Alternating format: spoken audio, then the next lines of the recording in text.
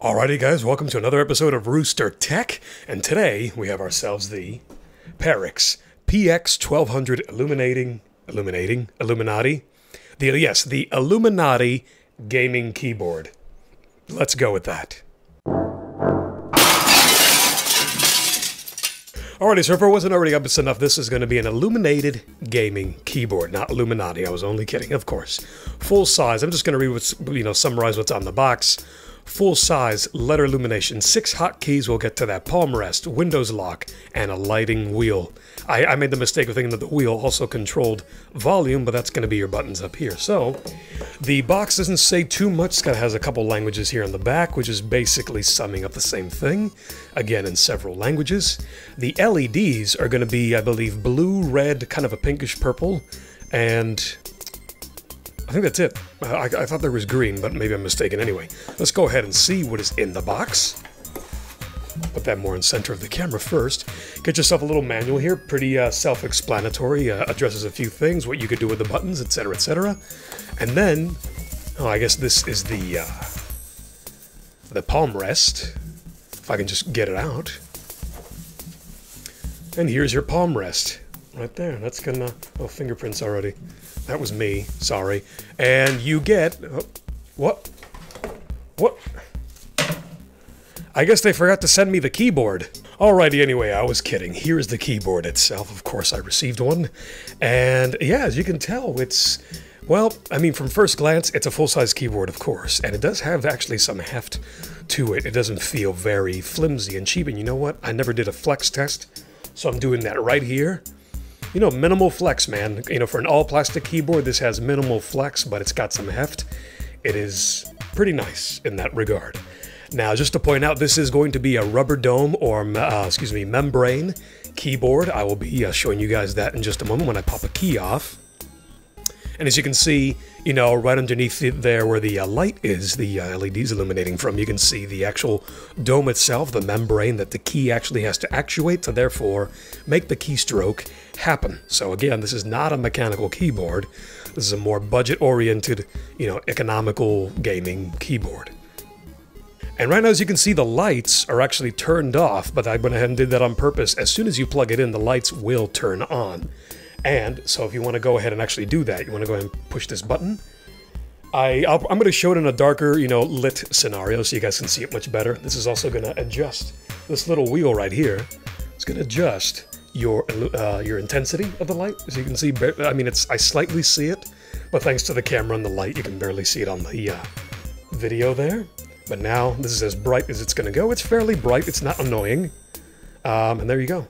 And you want to push the button to change the color. So you have red, blue, red, kind of a pinkish purple, and then back to blue again. And then back to off. Actually, excuse me. The last one, when it shows me the blue, is breathing. Here we go. You're going to see that breathing, and I'm also going to show you, again, in the darker lit scenario, so you see this in its, you know, in all its pizzazz. And then these buttons over here, this is going to be your media player button. You want to associate that, you know, you can map that with your, you know, Windows, what is it, Media Player Classic or FooBar, you know, map it with whatever you want in Windows. And you have your volume down, volume up, mute button, and your Windows lock key. So if you're playing a game and you're all over WASD or wherever the case may be, you want to accidentally hit the Windows key down here with the Windows symbol, you want to go ahead and touch that Windows lock key during the game so you don't accidentally exit out of the game and end up dying. Now, I didn't mention the wrist rest, which I have right here. This goes on fairly simply. You just want to go in underneath and then push these little stubs in, and then there you go. It's going to take up clearly a lot more desk real estate here, but it's going to give you some support for your wrists here so you don't, I guess, suffer from RSI too soon, I guess. But either way, it's going to support your hands as you type, especially if you're a fast typer. This is going to come in handy. Now, it doesn't have any padding on it, and my only gripe with the keyboard and the actual touch, excuse me, the palm, the wrist pad, excuse me, is the fact that a lot of this is glossy, so it's going to be a fingerprint magnet, as you can see.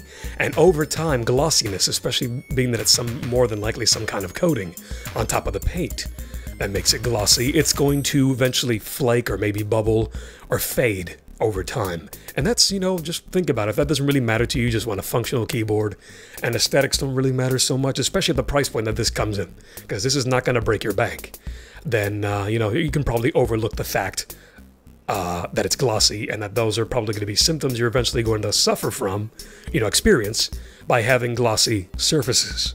Now, I actually made sure to check underneath earlier before I actually plugged it in to see, and actually right back over here you can see a lot of the lights peeking through, maybe on the video perhaps, but I made sure to see if I had some rubber feet down here. It does. Very nice quality rubber right here. This is not very stiff or too soft of a rubber. It's actually very nice here on each end, on each of the four corners. And the feet, I saw them down originally and I thought, oh, there's no rubber on them, but nope. Right here is a nice little piece of rubber right here. So whether you have a big desk mat like I normally do, which right now I took it off because it's dirty, or you do or don't, you're at least going to have nice strong feet here with rubber on the bottom so your keyboard doesn't go sliding everywhere. So actually what I went ahead and did, if you hadn't already noticed throughout the video, that I do have another item here, another peripheral here by Perixx, which is their MX-1000 gaming mouse. In this case, the copper version, whereas they also have the iron version. And I went ahead and I just, you know, set it up as you normally would in a gaming or, you know, desktop scenario here. So if you decide to go Perixx all the way with a bunch, if not all, of your peripherals or your peripheral choices, this is a good idea of what it may look like. Now, they may contrast each other great, you know, a good deal, because this one has more of a metal, you know, aesthetic to it than this one. But either way, if you decide to go Perixx, this could be one of your options right here. And you don't want to break the bank and buy a, you know, $1,500, not that they cost that much, but if you don't want to take out a mortgage on a mechanical keyboard, if you're pinching pennies at the moment, then you know what? This is a nice little upgrade for you guys, and I suggest you definitely give it a shot, even if at least it's only temporary. And if you don't really care about mechanical keys, which I personally do, I love mechanical keyboards, but being that I've genuinely approved Perixx's parts thus far, then, you know, I'm going to tell you right now, not biased in any way, this is a good little compromise to make. You know, you don't quite have the money. So if you want to up your game, I definitely would recommend getting yourself the PX-1200 gaming keyboard here and the MX-1000 gaming mouse. Now, as far as N key rollover and all that stuff, that's not going to happen. This is USB powered. It's not PS2, and there are many other actually USB powered keyboards out there that will give you N key rollover. But in this case, no. I think the most you get is 11 keys on this keyboard as far as the you know, N key combinations are concerned. So you're not going to be, I mean, if you're going to smash all the keys at once, I think you're an idiot. So don't worry about it. I think you'll be fine. So guys, that is pretty much it. My final impressions, you know, my conclusion about this, well, about this item here, this keyboard, is for the money, hey, sure, definitely. Are there a few things I would have done differently? I would have not gone with a glossy finish. I like matte black finishes, but I don't know, maybe certain materials that they may have, you know, chosen over others to, you know, cut back on price. That, you know, many manufacturers do that.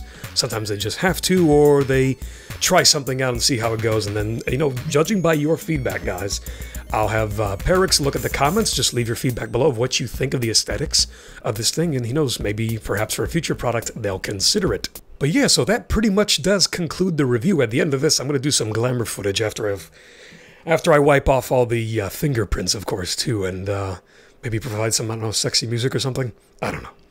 But nonetheless, guys, this has been another episode of Rooster Tech with the Perixx PX-1200 keyboard. Joining us also the MX-1000. So I hope you guys enjoyed and been enlightened. If you liked the video, give it a thumbs up. If you don't, give it a thumbs down. Leave me a comment, see what you think. You know, let me know what you think. Give me some feedback. And yeah, see you guys in the next video, and thanks for watching.